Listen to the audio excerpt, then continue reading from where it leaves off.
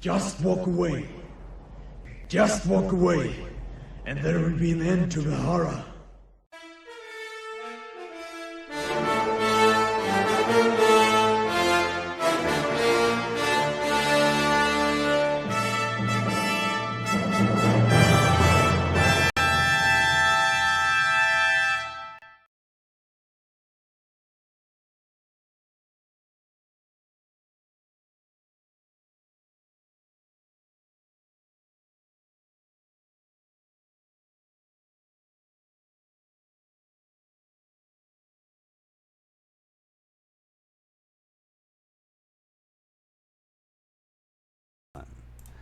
And welcome back, gentlemen, to MGTOW Chats.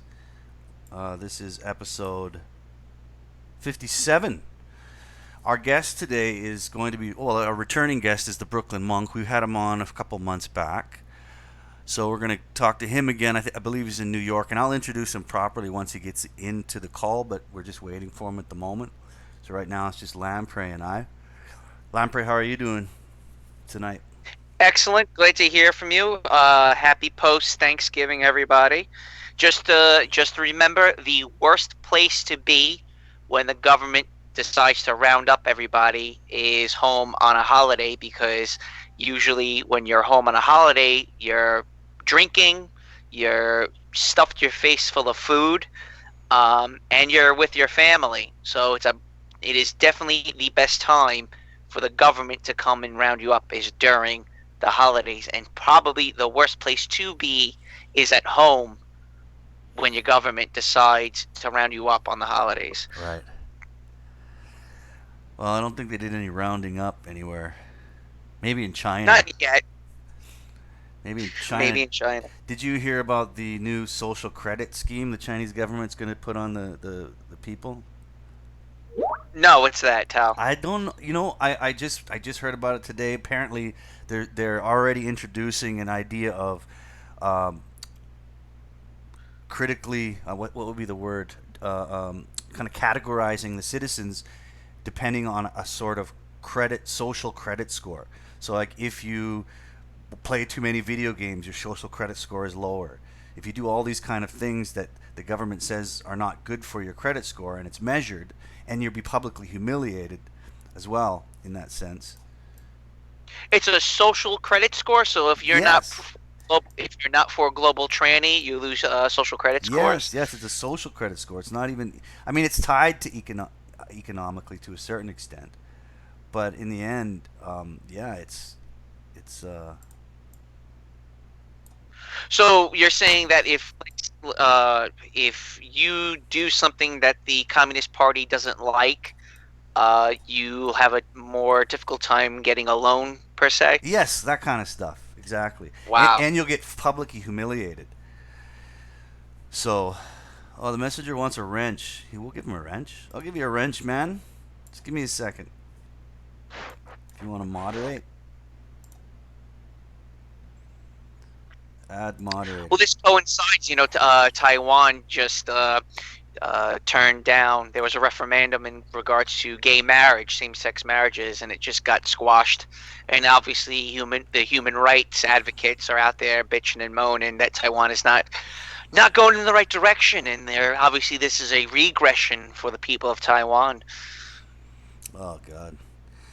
Yeah, it looks pretty bad. I mean, that's something maybe Monk knows about.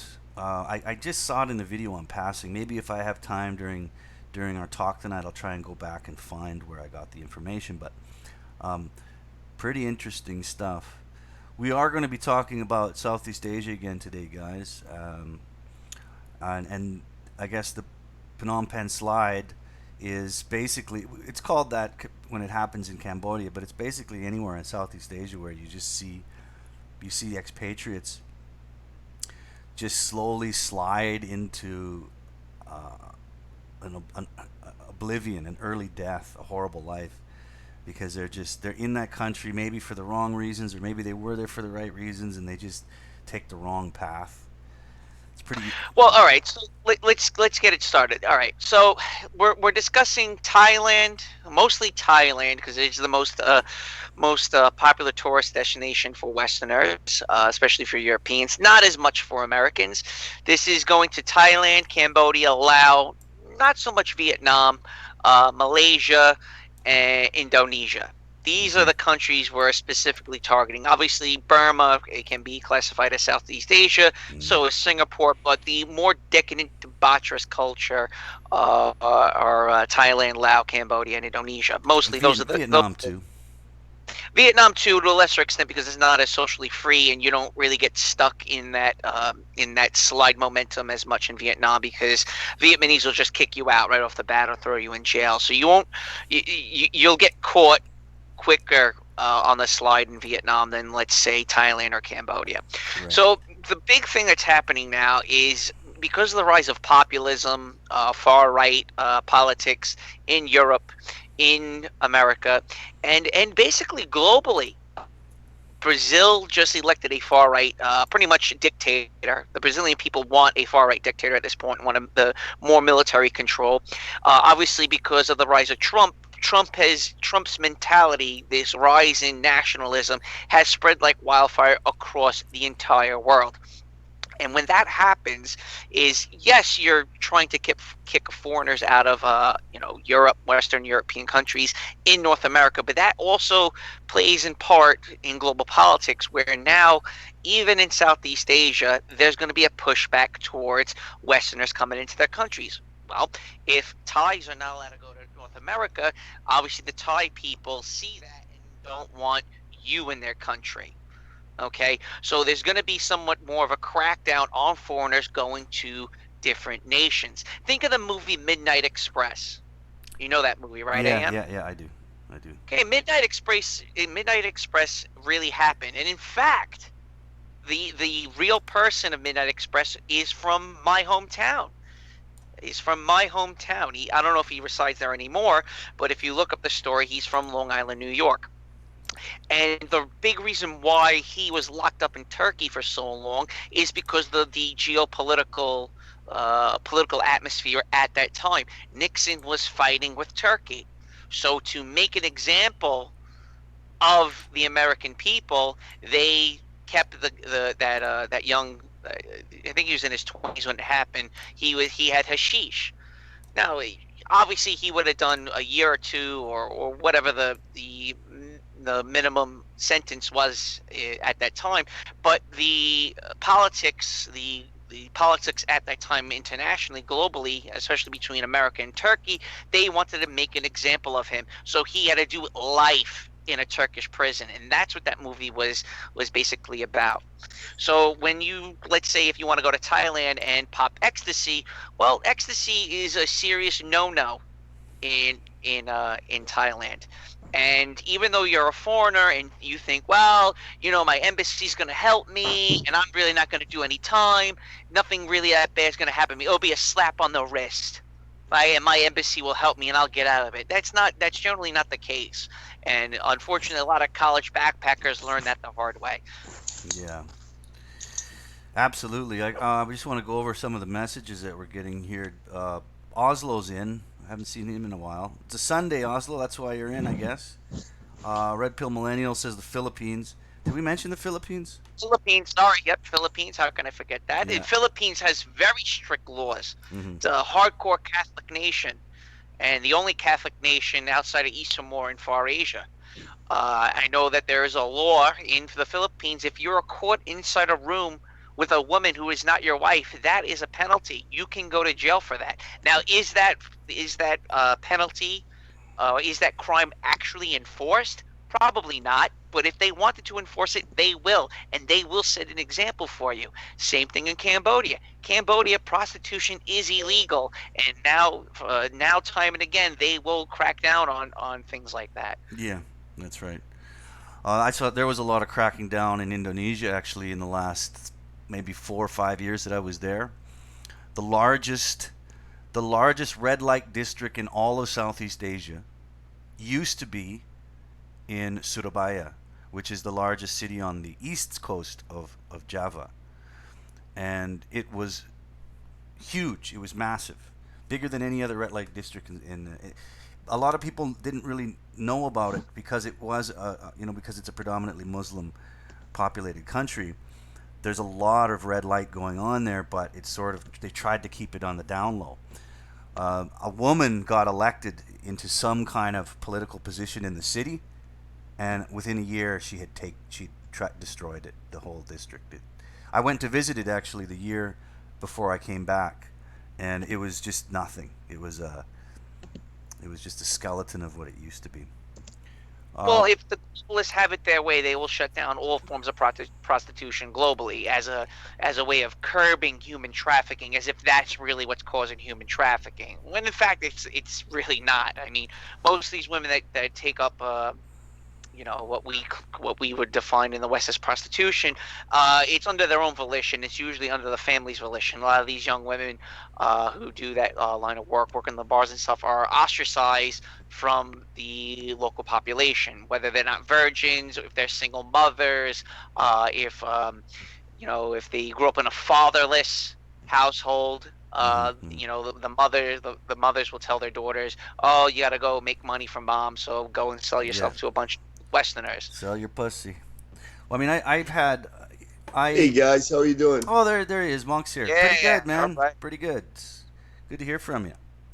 Why don't I give you a quick introduction for the listeners in case they weren't around the last time you were here. But quickly before I do that, I just want to acknowledge my moderators. Warriors in and Cartoons is in. Good to see you guys. So yeah, the monk is back. He's here. He just came into the call. I left a link to his Amazon page, his author page on Amazon, in the show notes, in the description of the video. So any of you guys, if you're unfamiliar with him, he was on the show once before. If you're unfamiliar, you can go take a look. He is, can I use your real name, Monk? Sure. Yeah, absolutely. All right. He's Antonio Graceffo, PhD, China, MBA, works as an economics researcher and university professor in China. Holds a PhD from Shanghai University of Sport Wushu Department, where he wrote his dissertation, The Cross-Cultural Comparison of Chinese and Western Wrestling. He's the author of 8 books, including Warrior Odyssey, and he hails from Brooklyn. So, you are back in Brooklyn, are you not? Yeah, actually I'm on Long Island. You're on Long Island now. Long Island. Island. Yeah. How long? And Antonio, just a heads up. This is Ayam. His name is Ayam on the show. Please don't call him by his first name that we usually do when we're in person. That's right. I forgot to tell you that last time. Just call me Ayam, or Ayam, okay. However you want to pronounce it. Hey, you've got your camera on, man. You might as well turn that off because we don't use cameras. Okay. Don't need it. Okay, how's that? Yeah, that's good. Just in Good. case. And Antonio is we've had my friend Sovereign on twice before, and Antonio happens to be one of my best friends. I only have 2 really close friends, and Antonio happens to be one of them. It's an absolute pleasure to have him as a friend. It's nice to have someone who's intelligent, who I can have conversations with, someone on my thought level besides AM and Sovereign. And it's nice to have Antonio back. He's going to share some stories about the Phnom Penh slide, the mindset of some of these foreigners, the dangers of moving to Southeast Asia, because a lot of these YouTube channels and forums and blogs like to glorify the lifestyle and living of Southeast Asia, when in fact it's really not all that cracked up to be. Yeah, and actually, Monk, we got a picture. What was the picture? I made a little quote under a picture that Lamprey sent you. What's the picture of Lamprey? This is a border town called Poipet, aka Toilet. Right. Poipet is a border town that crosses over from Thailand into Cambodia, and it happens to be a hotspot for backpackers that disappear. Usually when you cross over into Poipet, you don't know where you are, you don't know how to get to Phnom Penh, so there's all these random strangers, Khmer men, Cambodian men, offering you rides to the capital for X amount of dollars. Right. Well, you just going with a complete stranger and putting your life in this random poor man's hands That's really risky, and for some, it ends up, in a ditch somewhere with all your personal belongings gone and you dead. Right.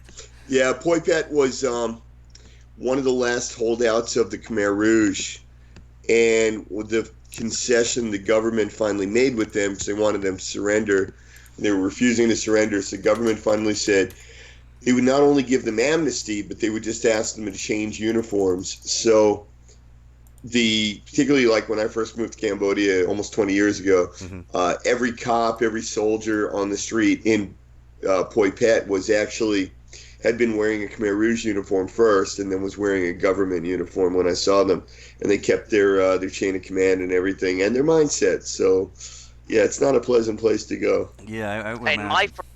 my first experience in Poipet was I wouldn't pay a $50 bribe to get my passport stamped to re-enter the country, so they held me for about 2 hours and finally let me go, all because I didn't pay a $50 bribe.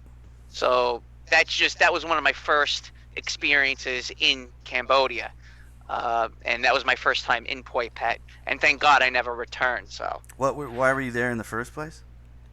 I had to do a border run to get my passport stamped. Yeah, Poipet's where you go to cross over the border to Thailand, and usually you go there to renew your visa.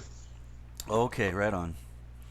Yeah, that's a little bit better option. In my 13 years of Indonesia, you had to leave by plane or boat, man, because it's all islands. Yeah.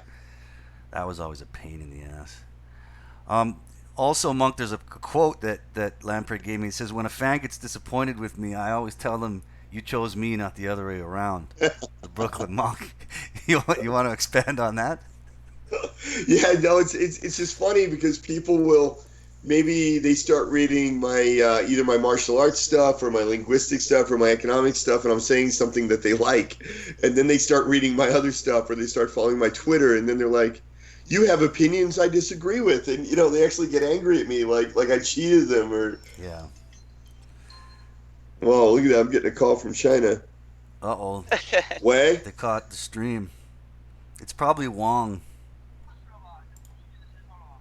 对，你可以去我的学校，没关系，你去吧。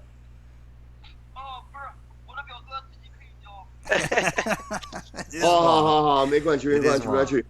我们先去时间。Tell them to go on our live stream. 好，我们先去时间。好，OK， 好，再见。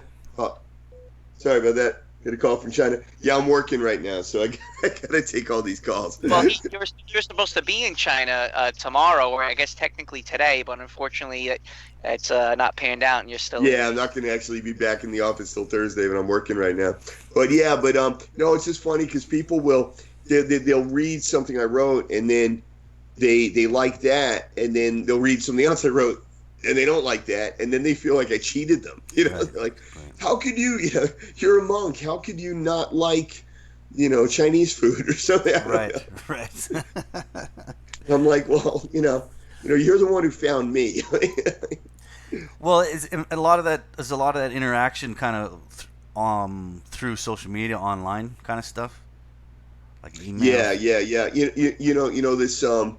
I would say since Trump got elected, this has happened a lot, and certain points that for example, I'm very much in favor of immigration. I'm very much against illegal immigration, and then there's people who will say, "Oh, but I enjoy reading your linguistics articles. How can you be against illegal immigration? You're Hitler."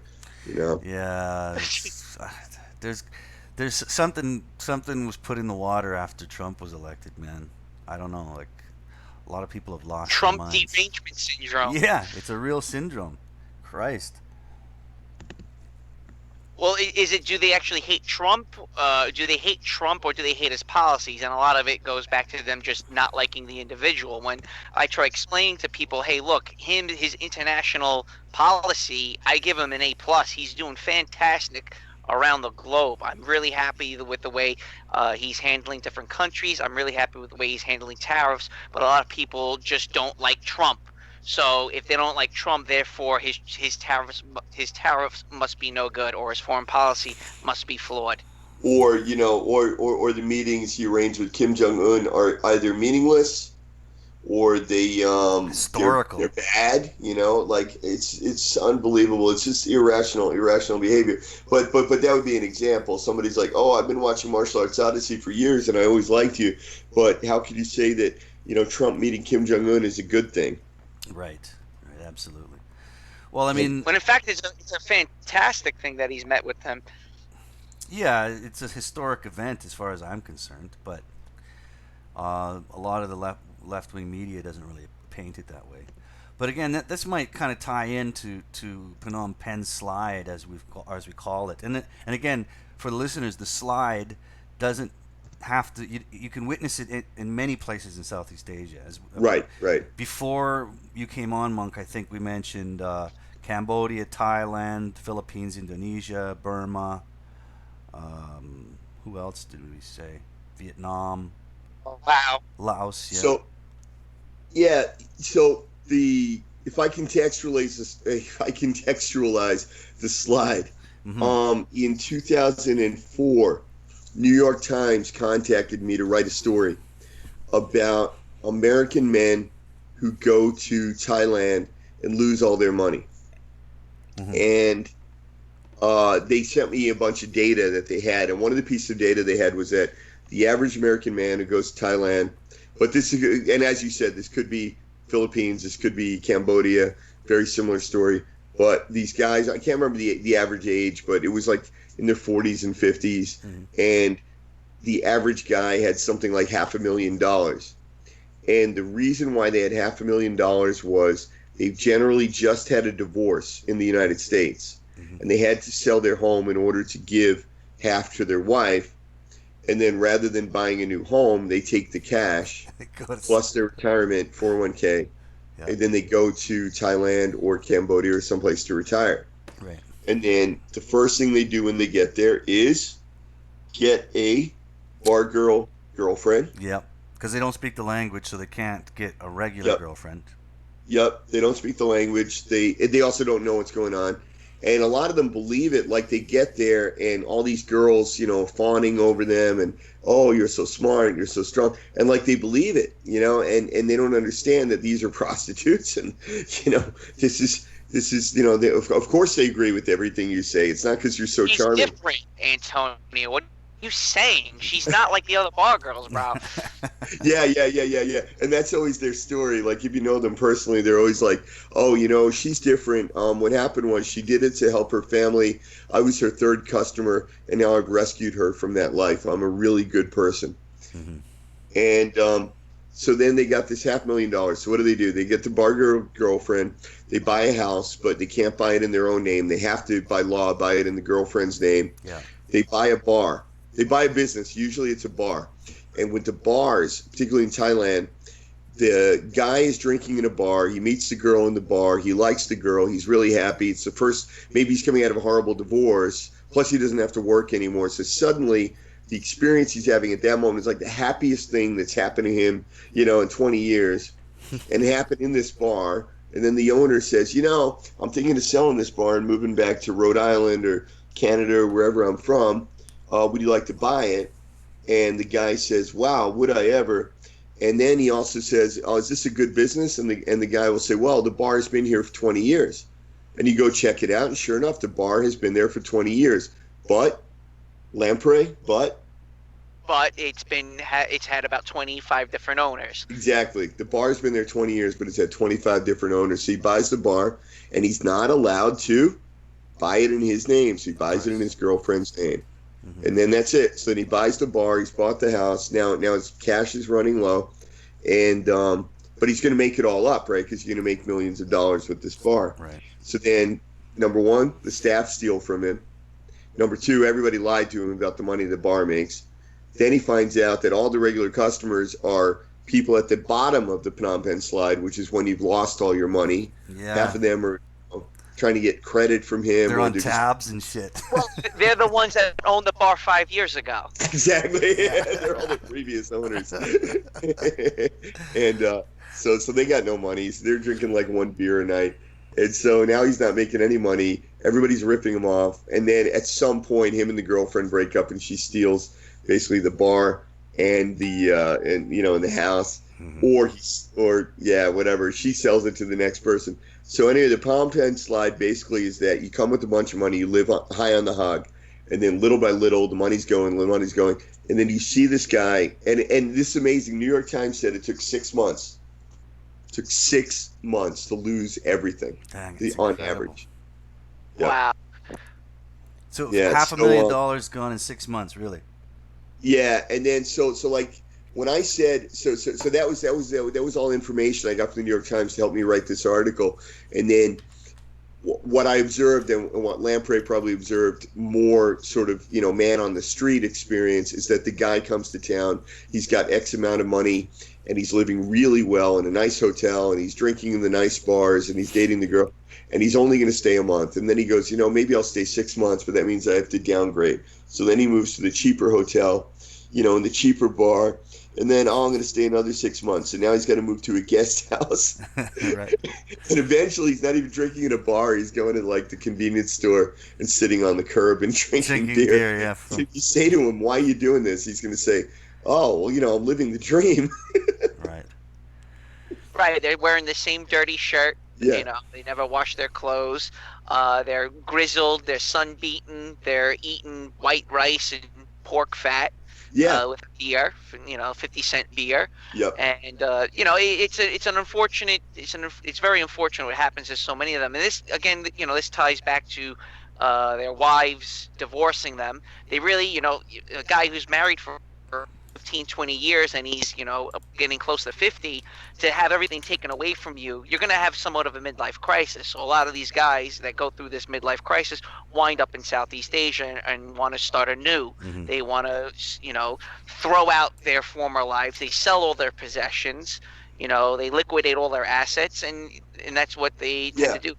Buy a bar, or maybe they want to open a coffee shop, or some other type of entrepreneur, let's say.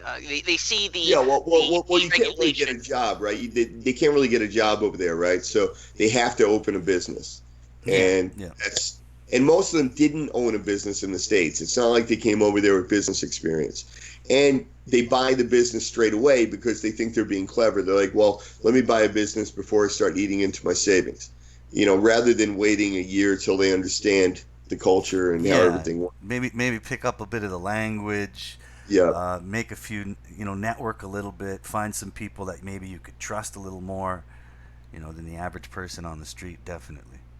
Yep.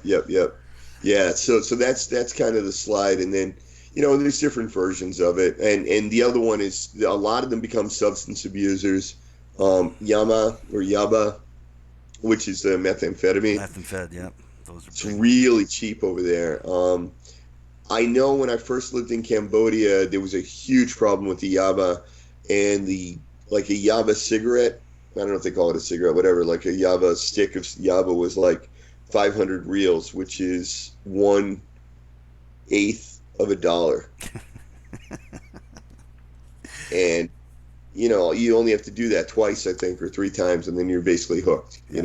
So for 1/8 of $1, you get hooked. And then that was one, and then of course alcoholism. That I've read a lot of statistics that about 80% of foreign men living in Southeast Asia are alcoholics. Yeah, man. There's another kind of, when you guys mention about the guy that comes over and he wants to stay longer. That's not necessarily, in my experience, always middle-aged men. There's some young guys that get hooked in that real. Out and party this weekend, and that will cost you $200 or $300. Well, you got rent, you have food, and perhaps a medical expense, or your motor breaks down, or something else may have happened to you. You're now going to start dipping into your savings, and then you start.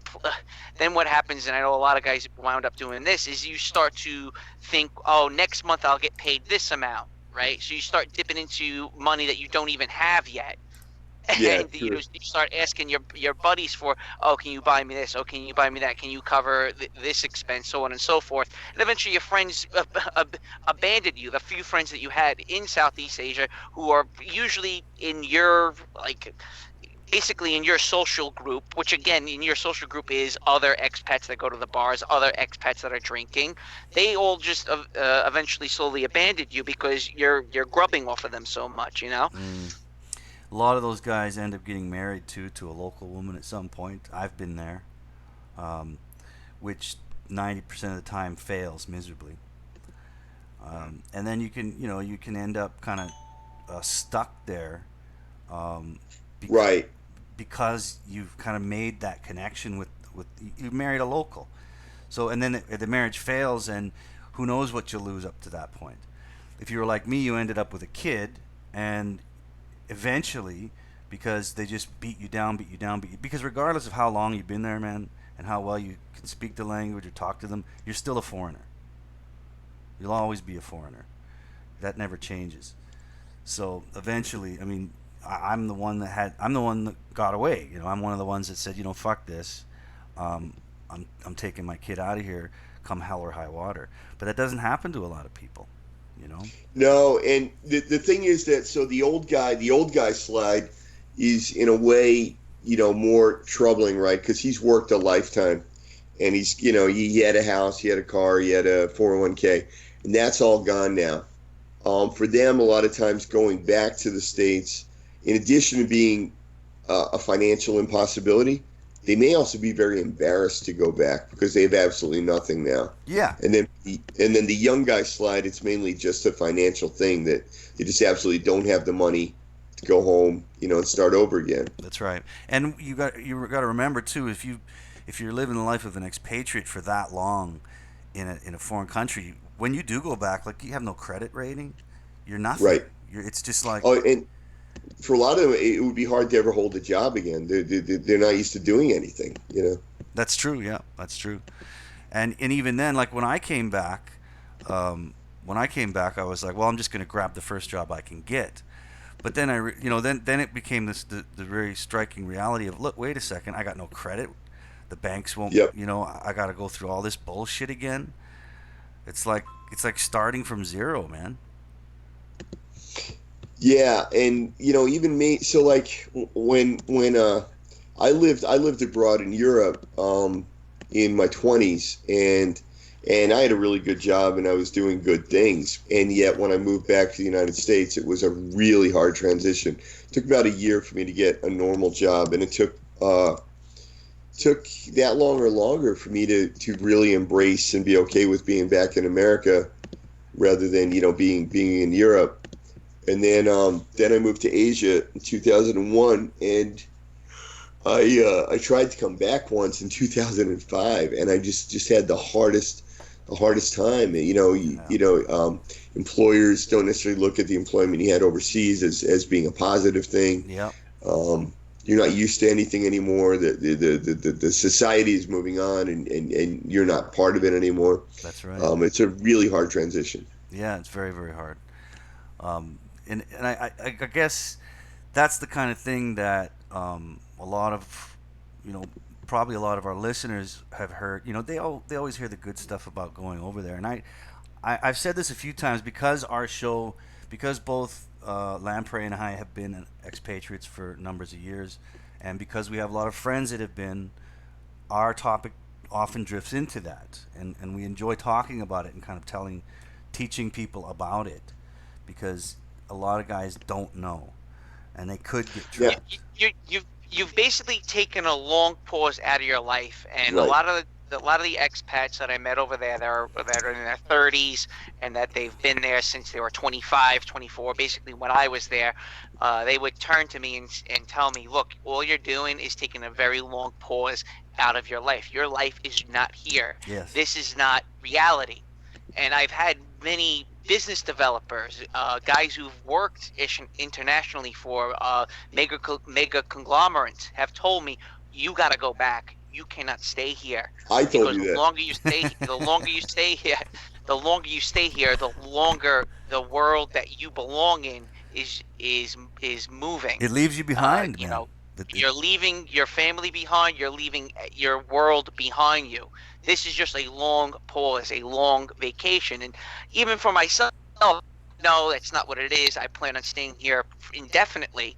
And I really tried my best to stay there for as long as possible. And guys like Antonio, other expats that basically with pensions who have property back in Australia and England, so on and so forth, have all told me you cannot be here at this time in your life. You need to go back. You need to save money. You need to build up your portfolio, your work experience. You need a career, and you need to be well established where you're from before you make the jump to Southeast Asia. You got a taste of it. You know what it's about. You can always come back, but you staying here for 10, 15, 20 years, in and out of work for one job 6 months, next job 1 year, next job 2 years, another job 2-3 months. You cannot keep going on like that. That's right. Well, yeah, it's funny, and then I'm considerably older than you guys, and I'm in a very different situation than a lot of these expats we're talking about. Mm-hmm. But for me, it's like I have the opposite problem. It's like, I have a tax-free salary. I have a free apartment. I have a cleaning lady. I have a driver. Mm-hmm. Mm-hmm. And when I apply for jobs in New York, they're not offering me all those things. No, they wouldn't, man. There is people that can get away with spending longer periods of time overseas and actually benefiting from it. That does happen. But one of the things that you can't really avoid is like what you said earlier, both Lamprey and Monk said, is you get left behind by the culture you're originally from. That you can't stop. I mean, your family. Yeah. People start to die. I mean, my grandmother, thank God I came back when I did, because when I came back, my grandmother got diagnosed with cancer, and I would have been absolutely devastated if I was over there and one of my relatives passed away, and they weren't able to see me. So for that, I really do thank God that I was able to be home when that happened, Yeah. And like, for example, the day that I left Canada, I was 28 years old, all right? I was 28, and I didn't come back to stay until I was 42. So that's an entire fucking lifetime, man. Yep. My friends don't know me anymore. They don't know me or trust me, and I don't blame them for it. I don't trust you. Well, you shouldn't. You shouldn't. You absolutely shouldn't, man. I lived in Indonesia for 13 years. Nobody should trust me. Yeah, what kind of maniac does that? I don't know.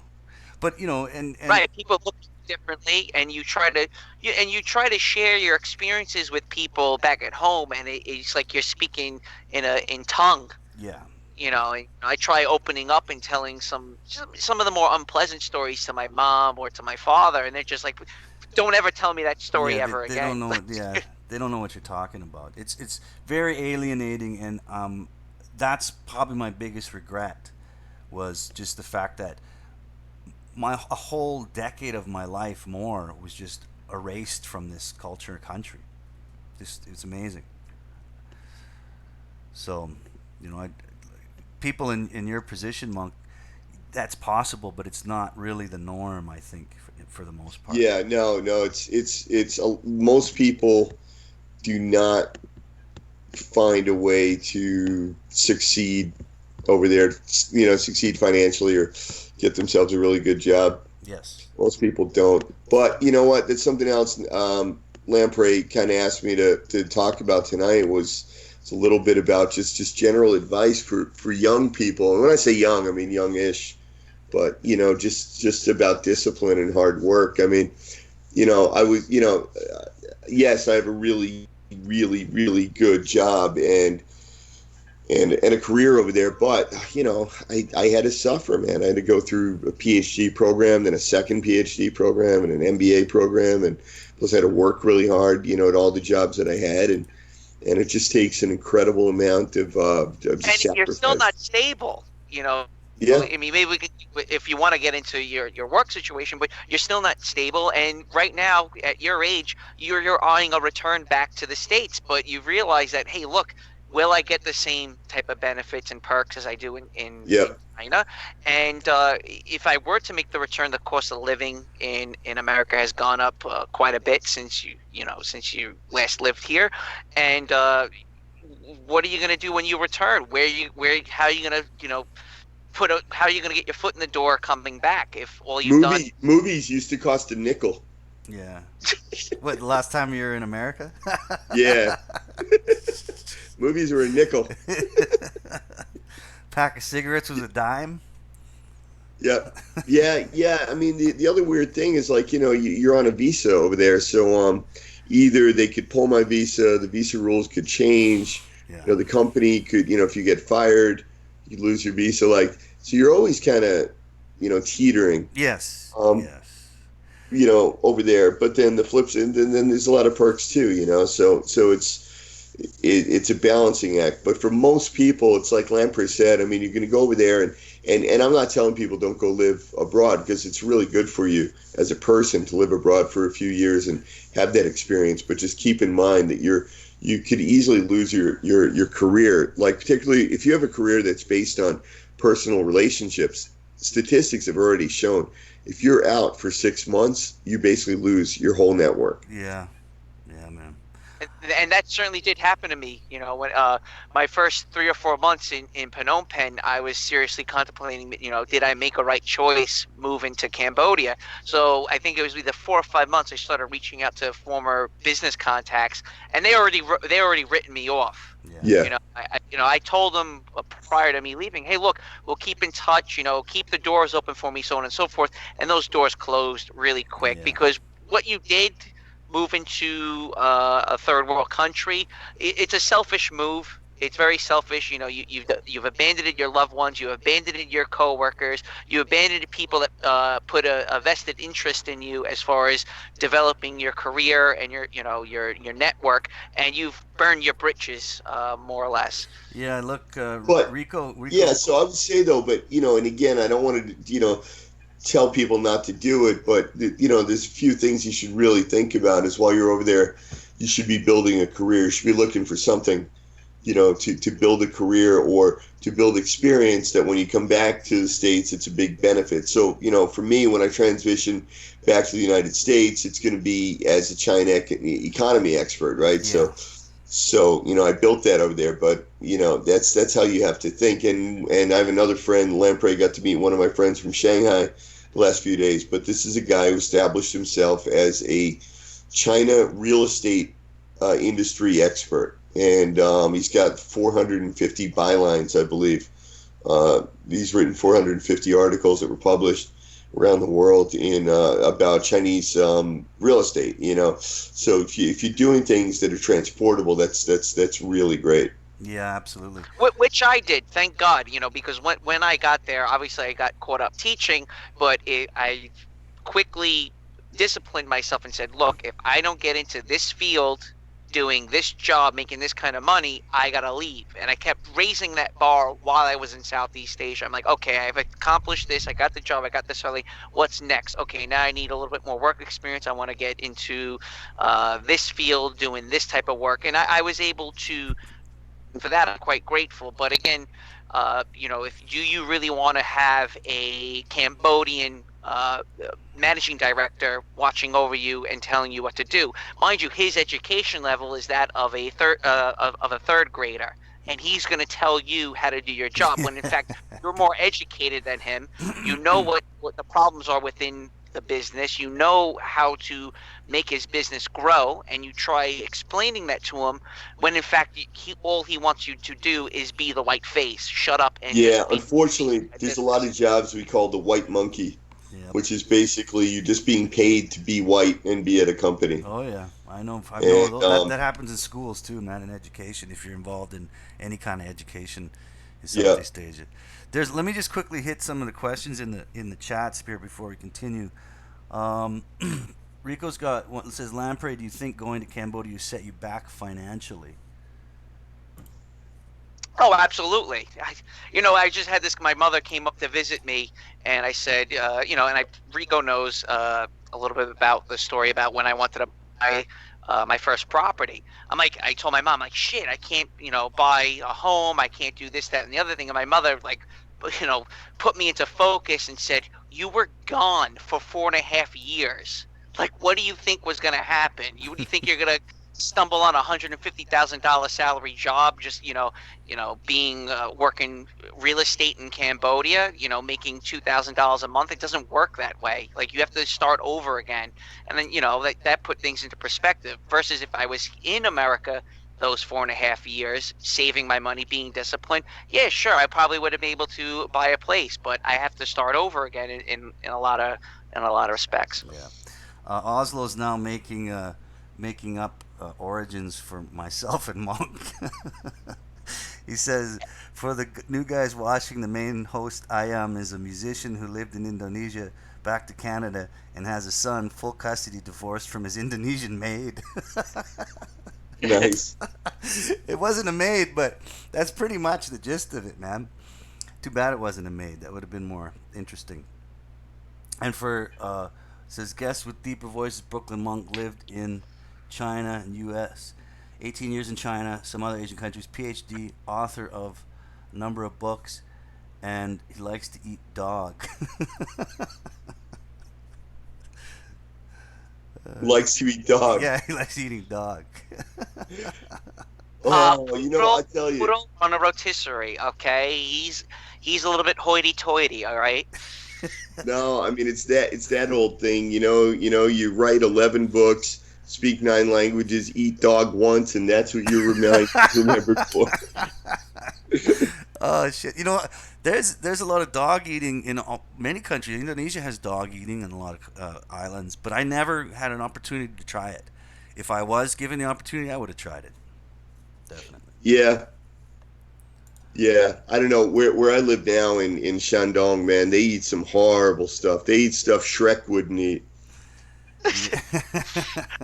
Well, speaking of which, why don't you share a little bit about just the horrors of daily living in rural China? I mean, you send me photos, and my God, it is so much more horrible than Southeast Asia in many regards. I mean, China is like living in an industrial park. That is my best way of describing it. Right? It's like something from Total Recall meets Idiocracy meets Industrial Park. That would be my best way of describing life in rural China. I mean, if you go to Google Earth and use a satellite imagery of some of these parts in China, it looks so unhospitable. It's horrible, horrible living. Yeah. So what happened was this company here on Long Island, like right near my house, they needed somebody to go over there and be a country manager and oversee their investments and whatnot.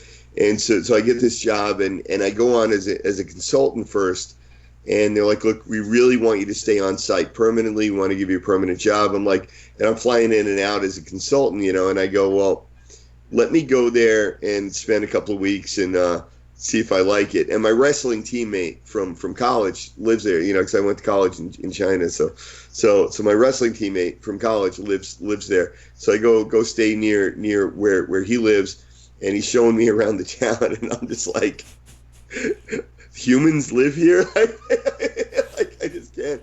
It's 9 million. It's a population of 9 million, and yet it's completely undeveloped.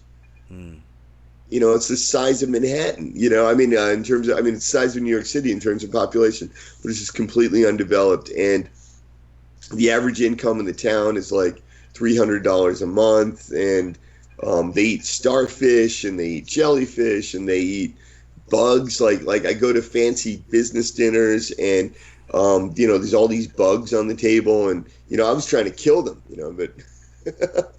Delicious. He's trying to kill him, and they're trying to throw him in a cooking pot, right? Yeah, I'm like, hey, you would think in a fancy restaurant they could keep the bugs off the table.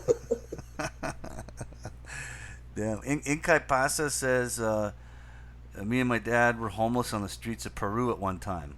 Luckily, my uncle saved us and got us back. That's a shitty situation too, man. That can happen, man. It can happen to so many people. Again, me and Lamprey, is it okay if I say your ethnicity? Sure, you can go ahead. Okay, they already know.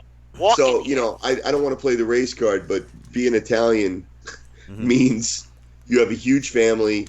Your fifth cousins are closer than twin brothers in other cultures. Right. And you kind of always know that you got that safety net. but I really have seen people, a lot of people, particularly once they get in their 40s, they may not have the safety net. Their parents may be dead or aging, or can't really afford to help them, and if they don't have siblings or they're not close with their siblings, Mm-hmm.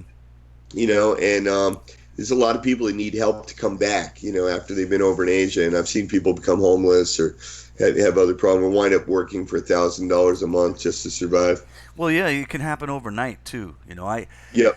An example I can give is, and you were mentioning it before, Monk, about visas. That's always an issue. That's another kind of issue that is just outside of your control, regardless of what you do there. Yep. Policies can change overnight. Government policies. Your visa, which costs $5 every 3 months, now might cost $50 every month. Right. Overnight, these kind of things can happen. And not only that, so what happened to me is after I'd lost my contract, it was a very good school I worked at, man. I was very comfortable there. I was very happy. I was making good money. But politics happened. And again, this is shit that's out of your control. So I'm down a contract. I got to find a new one. And in the meantime, as soon as I'm off my contract, I'm no longer on a work visa, which was 1 year, renewable indefinitely. And I could leave, and I could come and go from the country as often as I wanted. All right, so it was a wonderful visa to have for Indonesia. And once that's gone, overnight, now I have to leave the country every 2 months. All right, every 2 months I have to get on a plane and fly off the fucking island and then back again, right? And the more often you have to do that, the more there are chances that something is gonna fuck up, right? So I was doing it for maybe 4 months. So I had to go out and in again a couple times. The last time I went, everything had kind of gone smoothly. It looked fine. And then I had to leave again, and I went to go out of the country. Had my passport and go to the same fucking agent that I saw every time. And he took one look at my visa, laughed, and handed me back my passport. Right?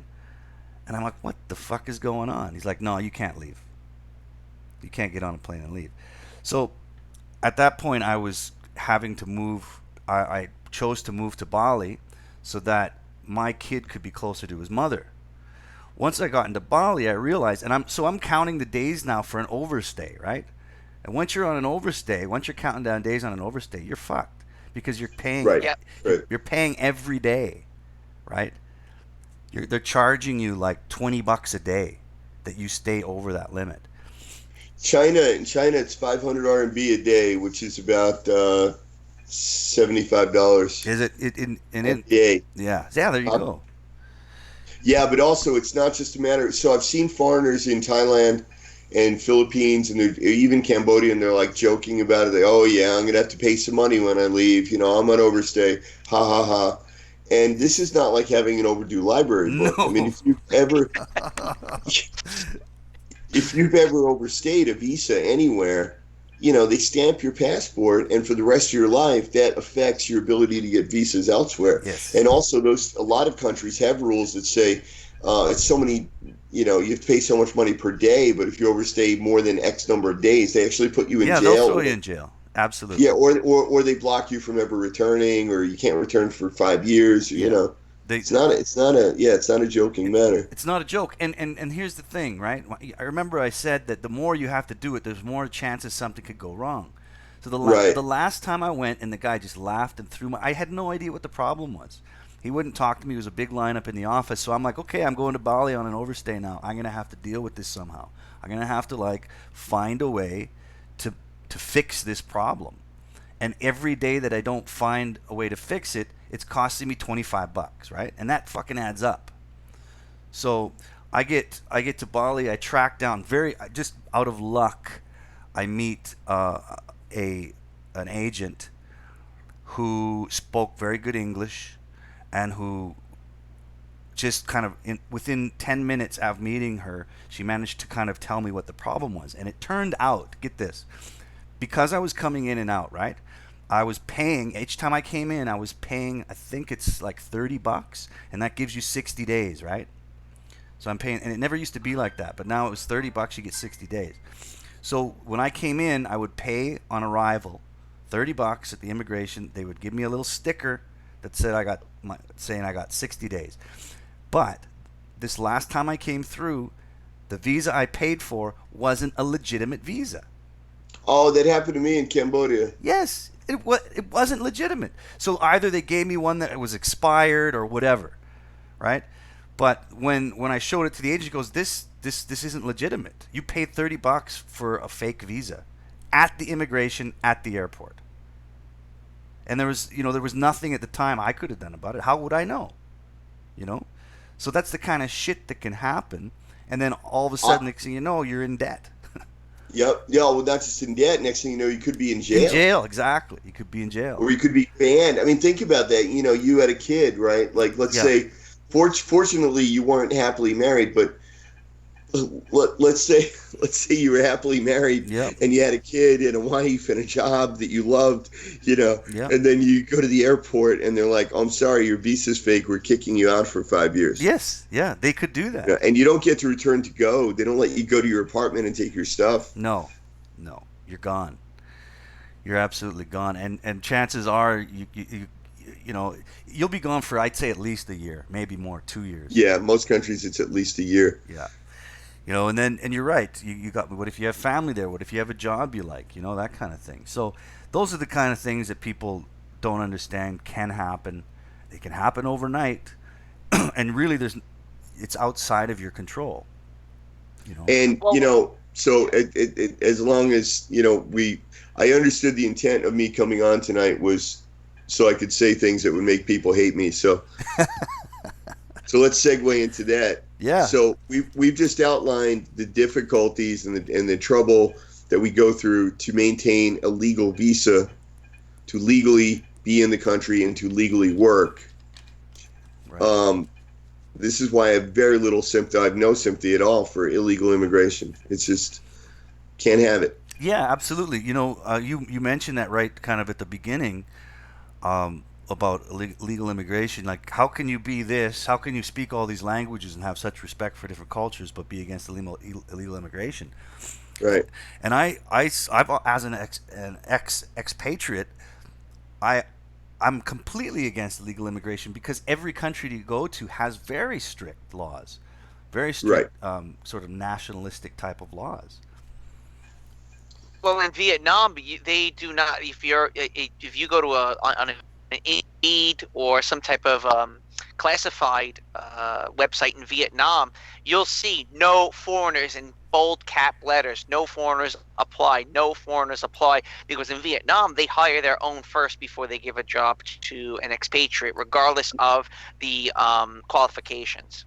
Well, but Lamprey, that's in most of the world, including the United States. Because a company has to be able to sponsor your visa. So in the U.S., you would also have jobs that you absolutely can't do as a foreigner. Not now. If you're in the country with a work permit already or a green card, that's fine. Then you're supposed to be treated, the same as any other American, right, for jobs. But if you're applying from overseas, you're applying for a company to sponsor you. Lots of companies have a policy that they don't sponsor work permits, so that's not too shocking. Well, in Cambodia, while I was teaching, and you know this, getting a business visa in Cambodia, that once you get a business visa, that's I think it's every. God, it was either 6 months to a year. I think it was a year to renew. The business visa gave you pretty much free will to go and apply to any job inside of Cambodia. While I was teaching, they started initiating the workbook, where you have to have a workbook at your job, and that costs money. And basically, the school was extorting money from the teachers to get their workbooks, when in fact they never gave the workbooks to the teacher. So you're still not supposed to be working, and you're down $50, and you never receive that workbook from your employer. So in Thailand, there's this government program where they pay you $1,000 a month plus free housing to go teach at a public school, and they got like literally unlimited jobs in this program, right, for foreigners. but the jobs, you get them through agents. And everybody I know, and it's supposed to be, I believe it's $1,000 a month, and then you get some kind of a bonus at the end. If it's, I don't know if it's $1,000, $2,000 at the end. And everyone I know who ever did it, when they got down to the last couple of weeks of their contract, the agent comes to them and goes, "Oh, there's a problem with your visa." Of course. You have to leave the country immediately, and it's like, well, what about my bonus? Well, no, you didn't complete your contract. Yep, absolutely, man. It's really funny, and I know several people that have done it, and like no one's ever got this alleged bonus. Fuck, man. Jonathan Hardy says, I thought I was reasonably happy here in Cambodia, but now listening to you guys, I'm fucking depressed. And Hardy's been in Southeast Asia for since '94. Wow. He's seen it all, being an expat, and Hardy's a very strong-minded, motivated individual where he has never succumbed to the Phnom Penh slide, like many people that me and Hardy know and have been acquainted with. Well, the easiest way to stay out of any kind of slide is just stay away from women. That's probably the easiest thing to do. Well, I mean, I don't know that we have to say that, but definitely stay out of bars, stop drinking. It kills me. I was on an island in the Philippines. I worked in Palawan for a while for the mayor, and I was talking to some tourists in the the guest house, and so there were these American girls there, and I'm talking to them. I was happy to have someone to talk to, and they said to me, "How is it here?" I go, "Well, it's nice, but I'm a little bit lonely, and there's not a lot to do." And then these girls go, "Oh, how could you be bored when a bottle of rum is only $8?" Mm. Wow. Well, if you consider a bottle of rum something to do. Yeah, exactly. It's not really something to do, and it all it comes part and parcel because guys, first of all, when they go to bars, it's the women that they get hooked on. They get hooked on the women before they get hooked on a bottle of beer. And then it just becomes part of that lifestyle. True. That's true. The other issue, though, is that there's a lot of self-confirmation. In other words, people around you are doing the same thing, so it becomes normal. Yep. So, like, Lamprey had a bunch of friends, in Phnom Penh that he was meeting with. And that was one of the points I brought out to him. I go, Lamprey, all your friends are over 50, some of them are over 60, straight away. So these are guys that are like at the end of their life. You're at the beginning of your life. You need to go make a career. And the other thing is, when you listen to these guys' conversations, they were all bitter. They were all bitter and angry. And, at the base of all this anger was they all believed that they were special. They had something special about them. But the world was so stupid that it failed to recognize that and reward it financially. Mm-hmm. And these guys... Very narcissistic. And they would all go sit in the cheapest restaurant, eating the cheapest food, and to the point that, why are you here? What are you getting out of this? What's, This is the good life, Antonio. It's a good life. Have some rat meat. Well, at that point, they don't have much of a choice. They've been there so long, right? Exactly. And of course, some of them might have been married and divorced. It's who knows, but they've they get stuck, Well, you start to sacrifice food for drinking and girly bars. Right. So you start to budget yourself, saying, okay, if I just pay $1 for this fried rice with no meat in it, that's money for me to go drinking and to pay a bar fine for this little fucking 20-something-year-old. Yeah. Yeah. Right? Yeah. So you start to justify, cutting corners in your own personal life, in your own personal well-being, to go out drinking and go out partying and to be decadent and debauched. Right. Mm-hmm. And because all their everybody they know does the same thing, and it suddenly becomes normal. And honestly, if you were to, if you were to pick that person up and transport them, if you had that transporter from Star Trek, mm-hmm. and you just dropped them in New York City or dropped them, back in their hometown, and you said to them, listen, in a boardroom full of people in suits, and you say, listen, tell them about your life over in Cambodia, and they would say, well, I haven't had a job in 8 years. I wake up at 10. I sleep with prostitutes, drink alcohol. Yeah. like everybody would just be shocked. They'd be like, "What?" Yeah. You know? They'll look at you like a deer in headlights, and they'll Yeah. drop, spit their coffee across the boardroom. You know, or if you made it like here, let me run this by you, and then you tell me if it's okay to live like this, you know, and the average person would be like, "Are you mad? Like, Yeah. you need treatment, you know? Yeah, exactly. What are you doing? What are you doing?" There's I told Lamprey that I'd tell this story about a girl I dated while I was in Indo. And I'll tell it to you guys now to see what you think. But after my wife decided to leave me, I was living in the house that I bought and built alone for over a year without my kid. I was still working.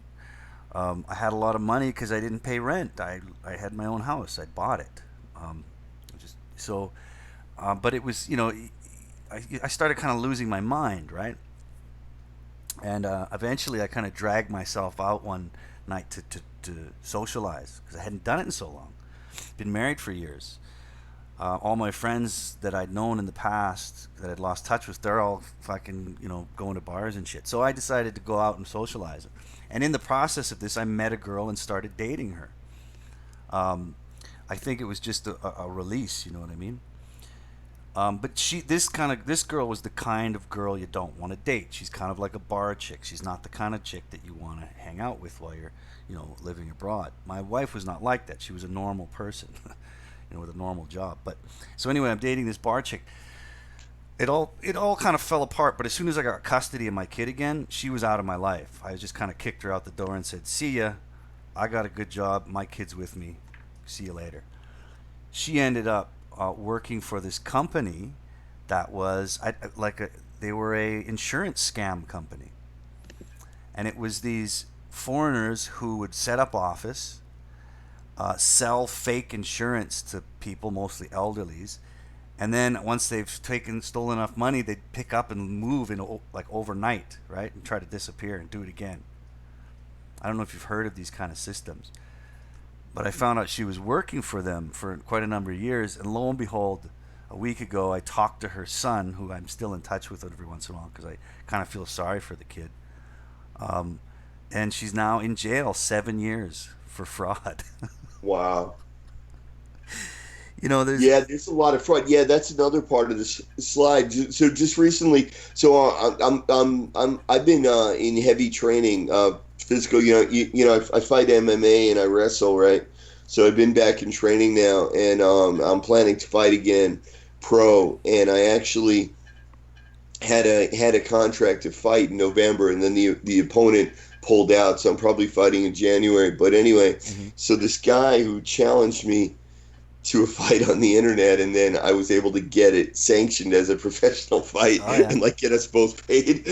But then he pulled out because he was tougher on the keyboard than in the cage. But right.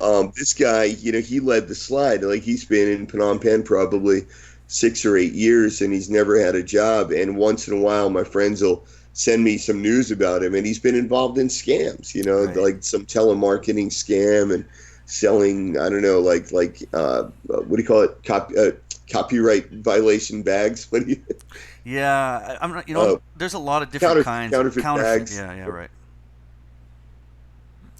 Yeah, there are a lot of expats, older expats with money who will start setting up businesses that are just solely scams. Yes. For example, a lot of these debt collectors, debt collecting agencies that that consolidate debts and stuff like that. Consolidating debt scams. Yep. They'll set up phones, internet, Ethernet cable. I forgot what it's called. Some type of phone system. The name is slipping my mind. Where they'll start making phone calls from Southeast Asia, from Africa, and call back the United States stating, "You owe this amount of money. Please send us this amount of money that you still owe," and they'll collect the money, and then they'll go out and party and drink on people that are having hardships in the United Yep. States. That seems to be quite common and rampant in Southeast Asia. And a lot of Chinese nationals are getting pinched for doing the same thing in Cambodia, making phone calls back to China, people that Yeah. are in debt and collecting the money. Yeah, there's a lot of Chinese getting arrested in Cambodia running scams on other Chinese. There's Taobao scams, investment scams, all different things. Yeah, that's exactly who this girl that I dated started working for, and it's they would pick up and move office after they'd collected enough money and just disappear, and eventually they just got caught. There's a lot of that Well, shit going on. one must understand the type of person that moves to Southeast Asia to begin with when we're talking about the Phnom Penh slide, is that you're moving to Southeast Asia. It's not like you're moving to Italy or Spain or London. Colorado. Right. Or Tajikistan. Right. You're moving to a third world nightmare.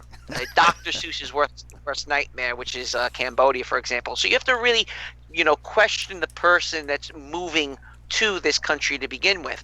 So where did he fuck up in his life and thinking it's a good idea to set up business and set up a base camp in a country such as this? And again, it's not like you're moving to London, England and working for a hedge fund firm. Right. Okay, it's not like you're moving to Sweden and being a hydro dam engineer. Or Okay, to you're Australia and picking fruit or some shit like that. Right, there's some type of criteria. You have to be invited to go work in Sweden. You have to be invited to move to Germany and work in Germany in these countries. In a country like Thailand, Indonesia, Cambodia, right, Philippines, you just show up. And the other thing is, when you move to these countries, you can just be whoever you want to be. No one knows what your past life really truly is. That's right. I mean, Antonio knows the story about my friend Robert. Robert said he had a yacht and he had a helicopter pad, and it was just great, and champagne and women. And you go on and on and on about the glories of his former life in Monte Carlo, I think it was, where he was saying he lived.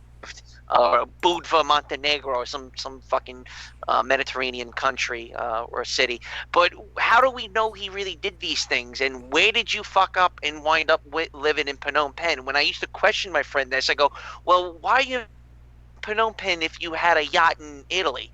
Well, I lived a good life and I'm just done with it. You're done with it, and yeah, he lives a good life, and he's done with it. So he's drinking for $2 and eating white rice and pork scraps. Oh, he's a nightmare. He would never want to go to someplace decent. And all my other expat friends would go like, "Why can't he just spend the $5 and eat with us like normal people? Why does he have to spend 50 cents on a instant soup in a corner?" But he lived a good life. I mean, he had the yacht. Alcohol, booze, and women. It's funny about the anonymous thing. It works both ways.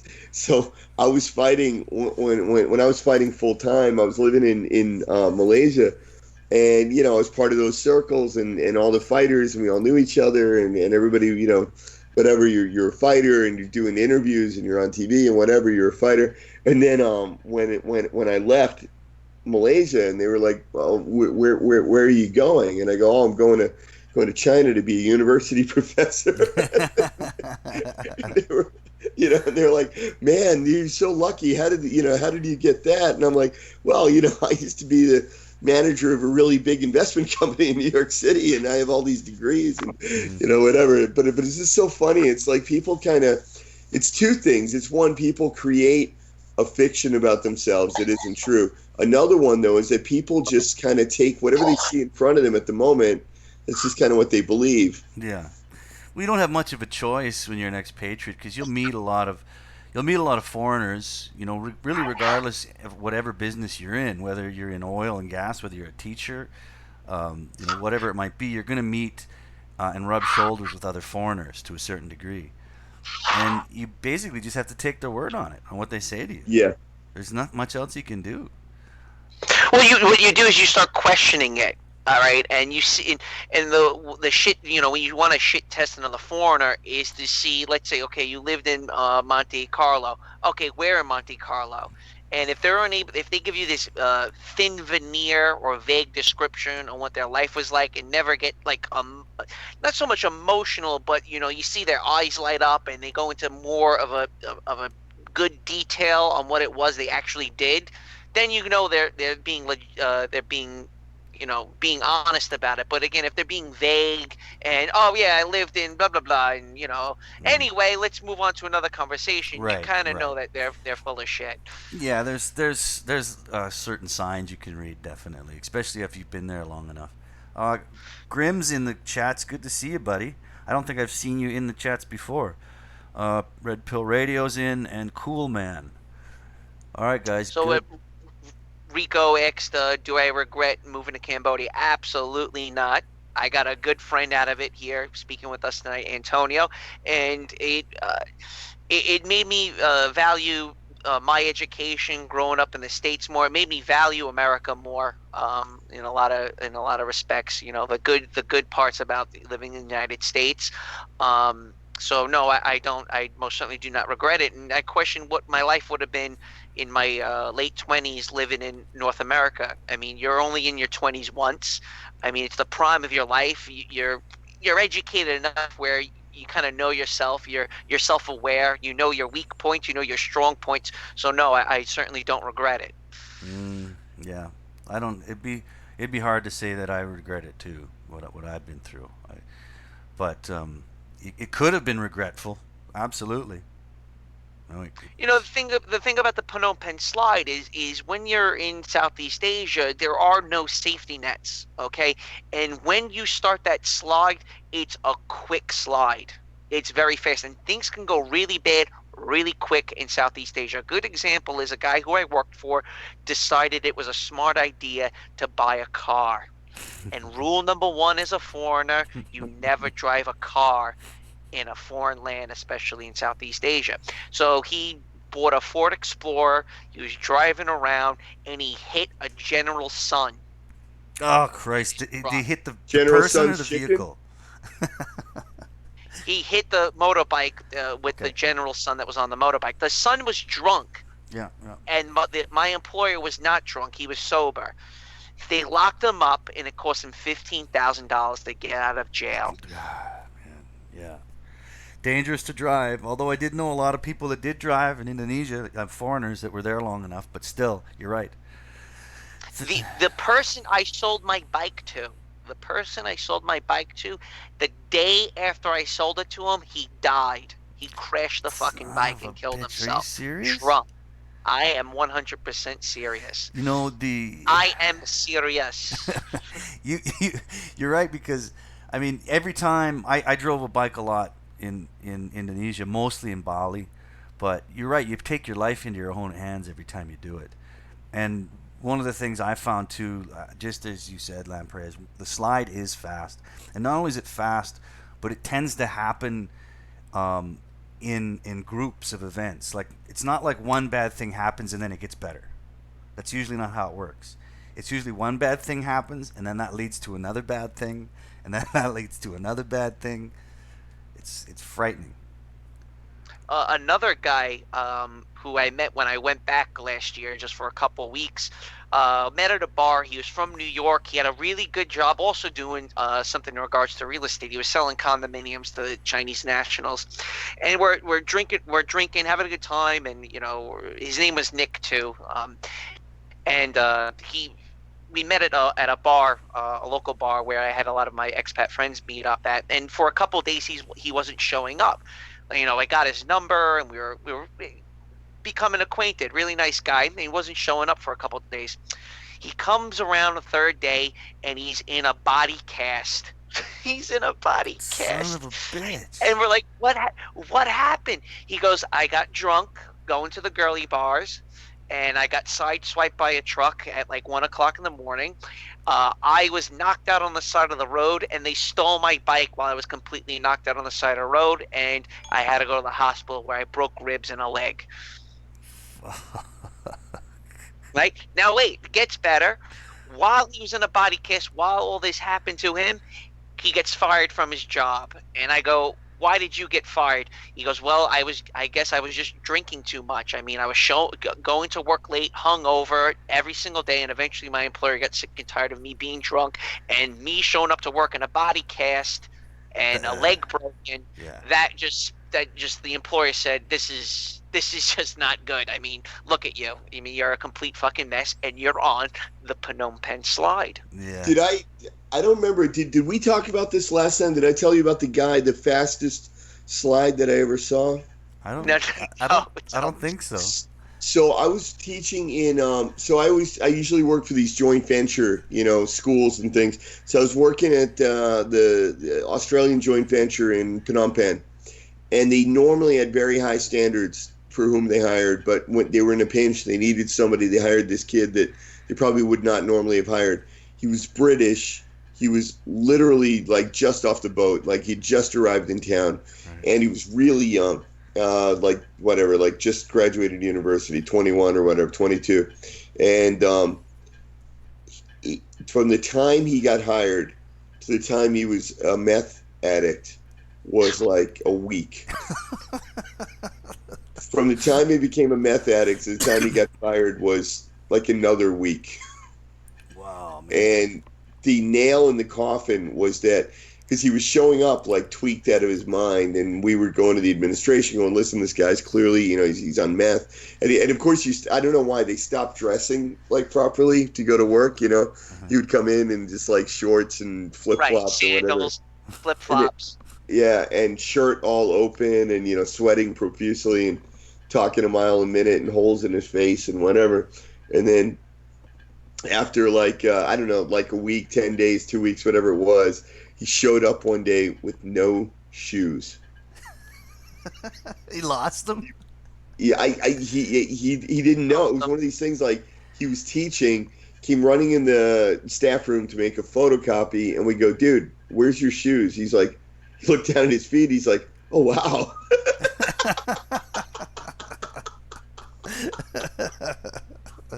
Yeah, I had a... His feet were like filthy. They were like hobbit feet. They were like filthy and like bleeding. Like clearly, it wasn't like he took off his shoes in his classroom or something. Like he had come to work with no shoes on. So that was the fastest slide you've ever seen. That was it. It was like 2-3 weeks, and that was it. And then after that, I heard he was living on the street, and then I don't know what happened after that. Oh Christ! I was just gonna ask you. I knew this guy from St. Louis, and he was a fighter too. He had cauliflower ear. He did something in St. Louis where he was a wrestler at one point. He decided he was.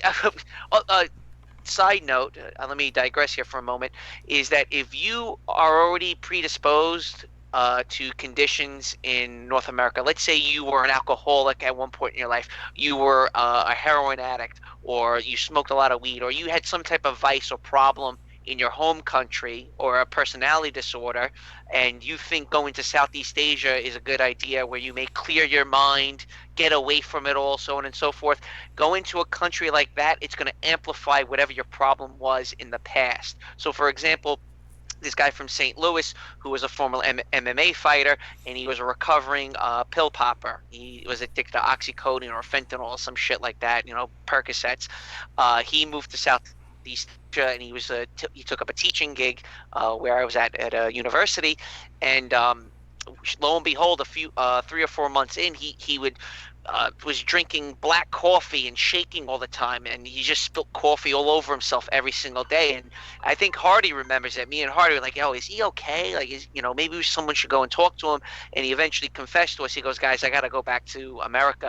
I'm completely hooked on opiates again. I got to get out of here." Thank God he was smart enough to know himself well enough that he had to leave. And for a lot of people, they're not fully aware of their situation, and I'll be okay, I'll work through it. It's just this one day I'm popping pills. Oh, it's just this week I'm popping pills. I had a bad week, so on and so forth. And that's how the slide happens. And thank God that guy got out of there on time. And that's actually when I was in Phnom Penh a couple of months ago, I bumped into a journalist friend of mine from Australia.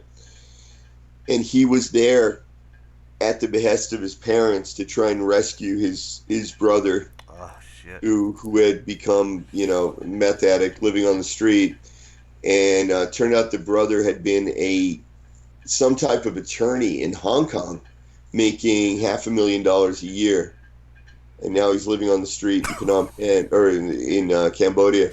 And I asked him how long his brother had been in Cambodia, and I can't remember. It was like a few weeks or months, but to the point that he's living on the street. And my friend found his brother, tried to talk some sense into him, took him back to his hotel, got him a shower, got him some food, and when my friend woke up, all of his stuff was gone. God. Yeah, Wow. his own brother had robbed him.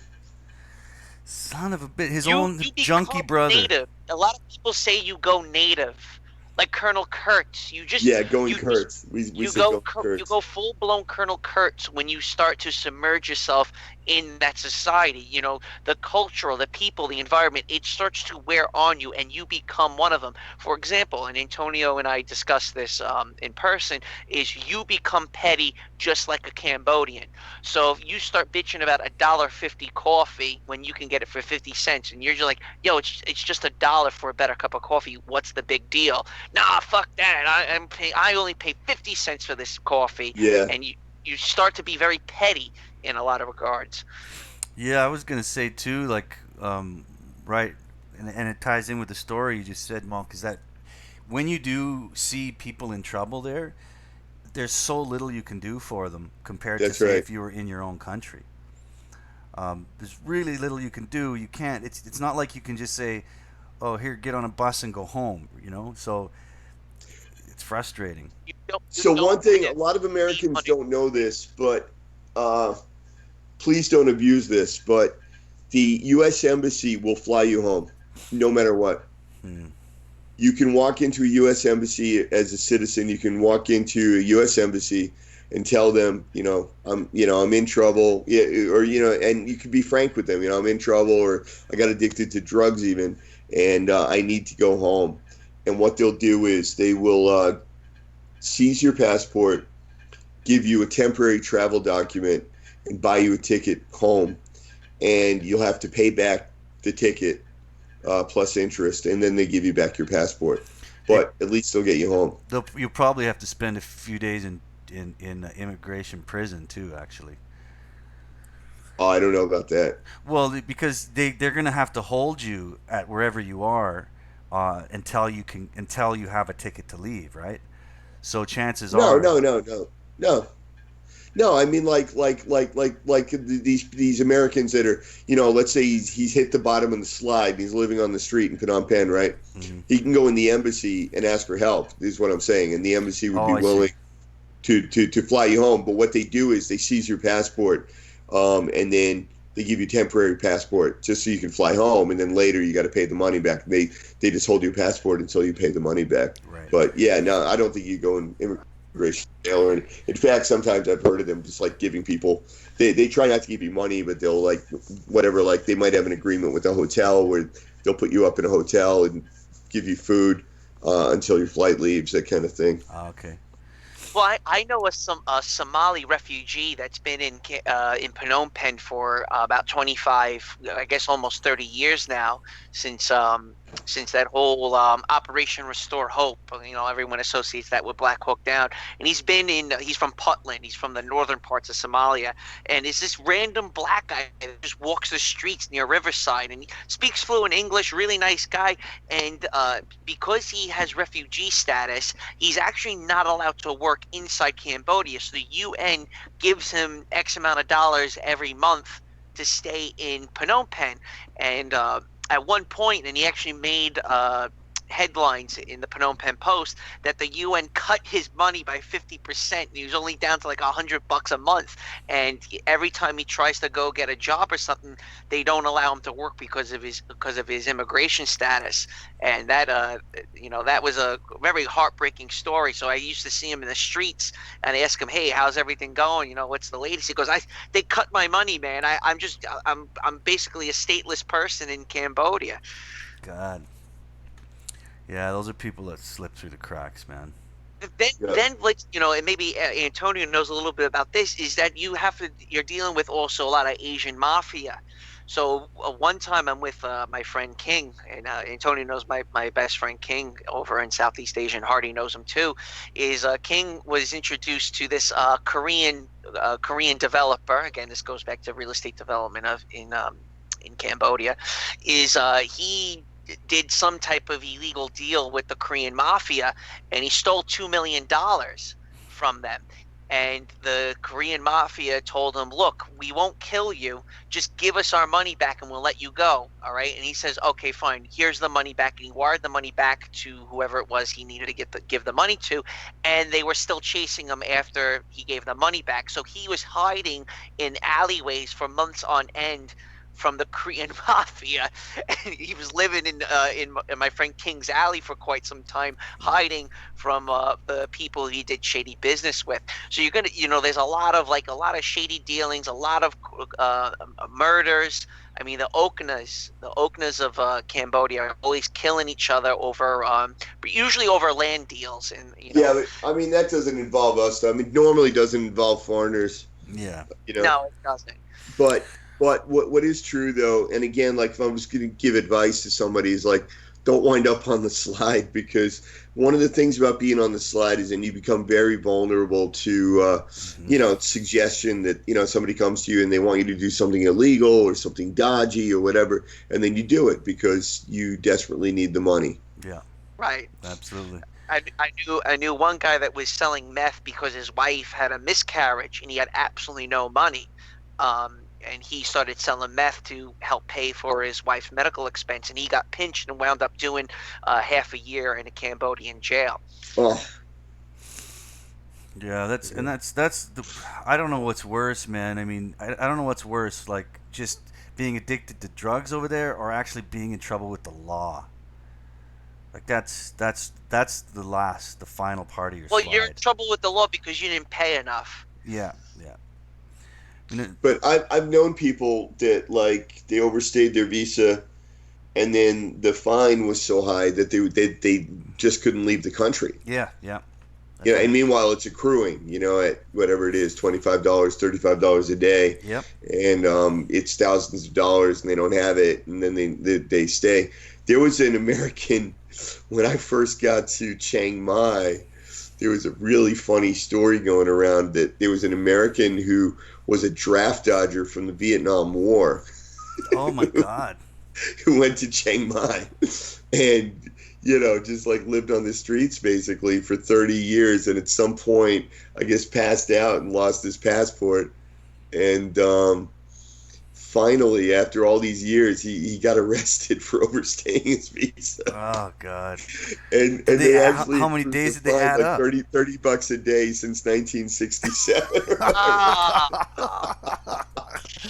And they wouldn't let him out of jail until it was paid. And so there were a bunch of people that were taking up a collection for him. Oh my God, that's insanity. Well, I mean, after I found out my visa was fake, my overstay ended up coming up to about $2,000. Yeah. But the woman that I got to work on, the agent I got to help me, got it down to $1,000. Okay. So she managed to get it cut in half because that's really common. Yeah. That's really common too, that you can negotiate because something is better than nothing. And at the end of the day, they really don't want to put you in jail for something like that. Yeah. They would just rather get half their money. Yeah, there's that ability to negotiate on a certain level that you wouldn't be able to in the West, and except that they may still ban you. Like that could easily happen. Listen, we'll settle for half the money because that's all you got, but you're out of the country for a year or 5 years. Yeah. I knew a guy in Taiwan that he's a really smart guy, but he was just and he didn't drink alcohol and he didn't do any of the bad things. I mean, he was a really smart guy. Always had a job. Met a nice girl, married her. But this guy, he was a little bit on the spectrum of autism, and one of his things was that he just couldn't make deadlines and time. I don't know. He couldn't make deadlines, right? Right. So he knew his visa was running out, and he was supposed to go renew it, and he just didn't do it. Fuck. And at some point he got caught. I don't know if like he got caught or if at some point he went in to renew it when it was already expired. And knowing the guy, that's probably what he did, because he was also an honest guy. He just was incapable of meeting a deadline, Mm-hmm. So he showed up at the police a month after his visa had expired. He goes, "Oh, I need to extend my visa." Right. And they kicked him out for a year, and he was married. Yeah, there you go. And and at that time it was really hard in Asia. Like where do you go to get a job for a year? And so luckily he spoke really good Chinese. Wound up going to mainland China and getting a pretty good job, but that meant a year that he couldn't see his wife. Right. Oh yeah, man, that's crazy stuff. I knew I had it's really sad how many guys that I personally knew that really just can't go back to America because of, and this ties back to what we were speaking about earlier, is that they are so disconnected from their family and their what their previous life was, is that they may just be living off $500 a month, Yes. because they just have no way of really getting back, and they're grouchy, they're miserable, they're upset with the choices that they've made, but they just really can't go back at all because of whatever they have did. Nothing. I mean, they sold their car, they sold their house. They have nothing when they go back. Yeah. No, that's true. I had Oh, go ahead. Go ahead. It's okay. Go ahead.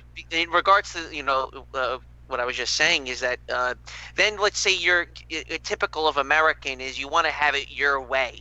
All the time Americans want to do it their way when they're in another country, right? So one of my friends, he would get a good gig teaching at Ace, Ace, Antonio, really good school that has you have to have high accolades teaching there, and it's a good salary position and stuff.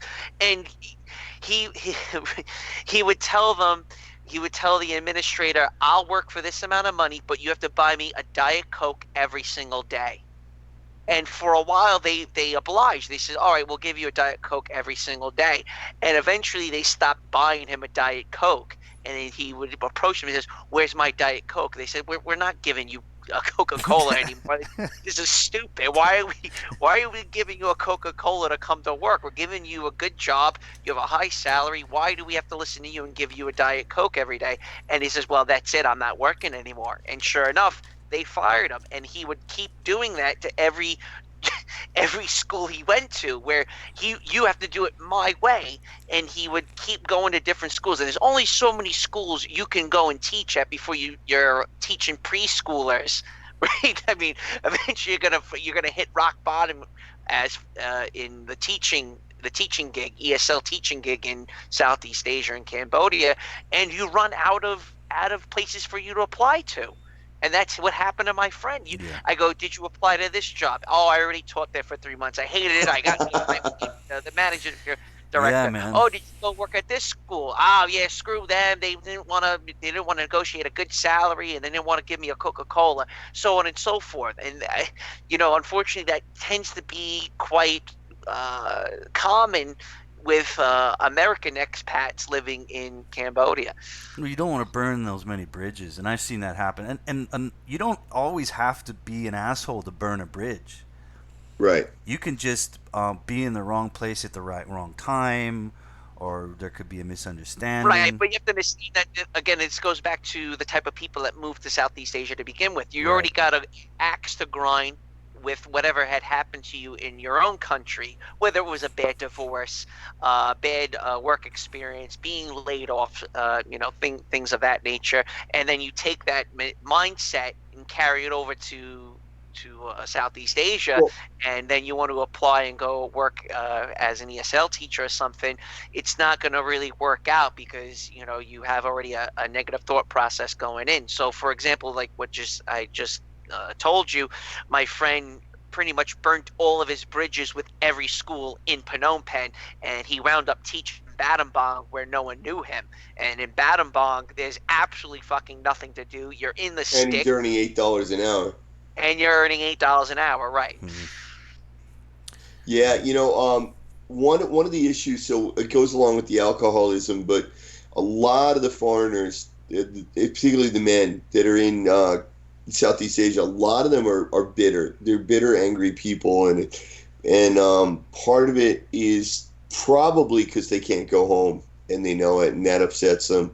Part of it is that if they don't have real qualifications, like Nick said, you wind up teaching at a language center or you wind up teaching baby kindergarten, and that is maddening work if that's not, particularly if you don't want to do that. Yes. And so that's an issue. So they have no how should I say, no self self-fulfillment, from their work, Mm-hmm. and they're making very little money, and they can't go home, and so they feel very trapped. And some of them, if they marry, particularly if they marry badly, Mm-hmm. then they're really upset about that. So Yeah, I went through that kind of shit, man. The marriage, for sure.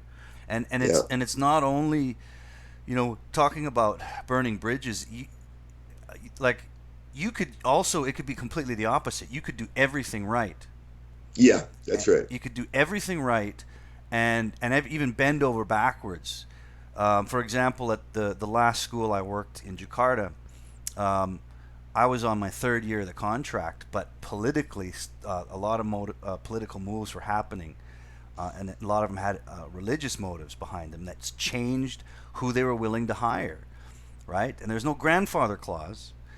So, I mean, where the school that I worked, they would often have me go to the office and speak to an officer in Indonesian, so that they would get the impression that, oh, okay, the local people you're hiring, they can speak, or sorry, the foreigners you're hiring can speak Indonesian. Good, you're meeting our standards. Whereas very few did. I was just one of the ones that could, so they would always pull me out of the class and go, hey, can you go talk to this officer? So he thinks we're doing the right, we're following the laws. And so there was a lot of things that they would get me to do for them to help them out. But in the end, when all the policies changed, they just said, you're gone. Yeah. You're gone. Yeah, that's true. Like, we don't give a shit Hey. what you've done for us. You're gone. Hey, if we could shift gears for a moment. Sure, man. Okay, not that you would ever beat up a kid, Mm-hmm. but think about third grade. How many third graders do you think it would take to beat you up? Because if it's one-on-one, I mean, you're probably going to win. Third Well, graders. if they're little Cambodians, I mean, they could surround you like piranha. So you got to be careful. Yeah.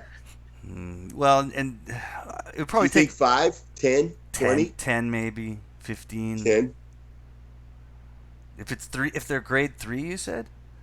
Yeah. Grade 3? Yeah, I'd take quite a few, I think. But you know what the thing is, though, is that it's all, even with Southeast Asians are small in general. I've never been that afraid of Southeast Asians when it came to a physical conflict, but they aren't, because your life has really no value there. They won't think twice to pull out a blade and stab you.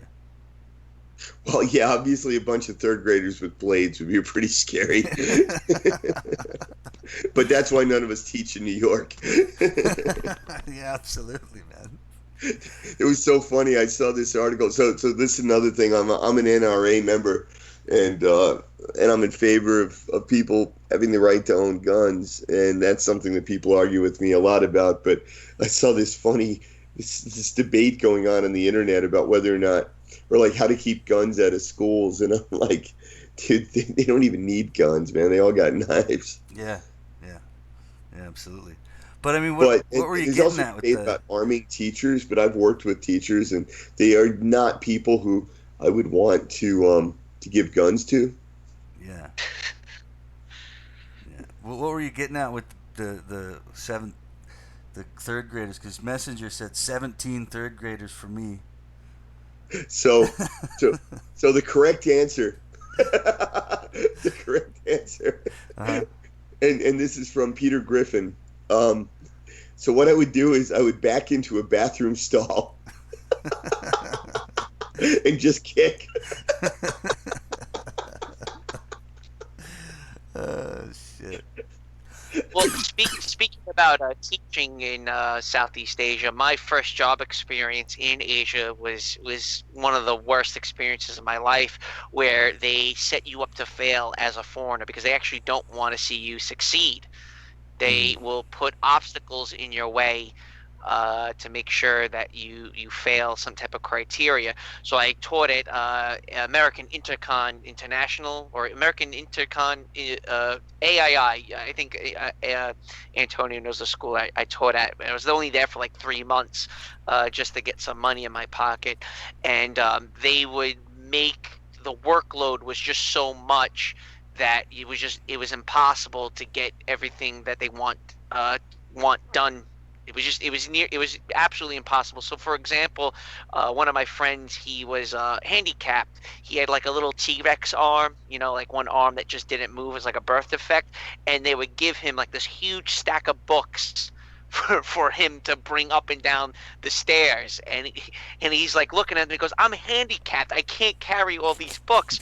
And they're like, "No, you have to carry these books up and down these flight of stairs." And he would fall in the stairwell with all these books, and the books would go all over the place. And the Cambodians would just look at him and just shake their heads like, "He's not going to work out. There's just no way. There's no way he's going to succeed." And the other thing is, because these schools are privatized, right? And it's all about you being a clown. It's about you entertaining the students, regardless of the education, all right, and what it is you're trying to teach them. You're not teaching them. The students are teaching you. Teacher. Yeah. We're not the students, okay? Which is a very unsettling, uncomfortable feeling, knowing that the students actually have more power than the teacher inside the classroom. So if you're in the middle of a class and out of nowhere the administrator comes in and kicks you out of the room, and they do a survey on asking, "How do you like your teacher?" Right?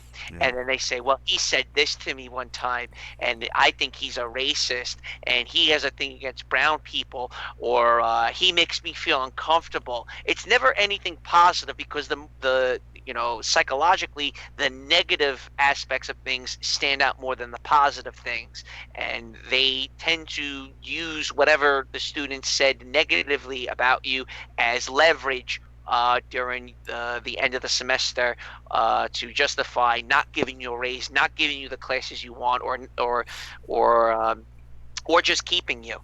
Right. If they can get away not paying you what they're supposed to, they'll do it. If they can find a way, they'll do it. I'm just going to go in. That's what I do now that I'm a manager. Oh, yeah? We don't need to pay this guy. I'm sure Antonio, and he can build upon a little bit upon what it is, what its life is like working for someone with that type of mindset. I mean, these guys are descendants of the Khmer Rouge. Don't forget that. I mean, these guys are ruthless. A lot of these guys are 55, 60 years old. They had traumatizing childhoods. They saw horrible things during their adolescence, and that carries on into the later parts of their life. Yeah. I just want to go into some of the comments here. Grim says, "So women in 4 countries are out too then, I think." Because a lot of, Antonio, a lot of my listeners are going to be MGTOW men. So a lot of them, are obviously going, it's a shit deal for women, for American women, but they might have high hopes for, let's say, an Asian woman, right? But I think, right. I think when we talk a lot about it here, that sort of shatters a lot of their hopes. Well, it's just, look, it's always another set of problems, right? Mm-hmm.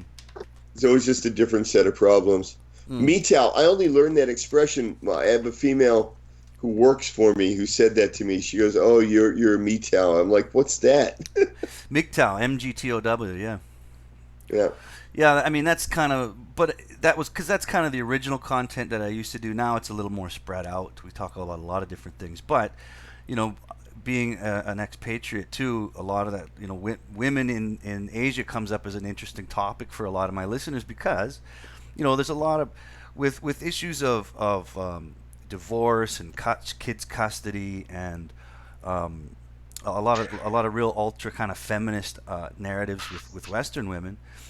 A lot of my listeners are like, "Well, what about Asian women? Maybe they're better." You know what I mean? So I don't know. Different circus, different monkey, guys. Yeah, I don't know what to say to them. I could say, I could say the kind of stereotypical thing. Yes, in my experience, they tend to be a little bit more submissive.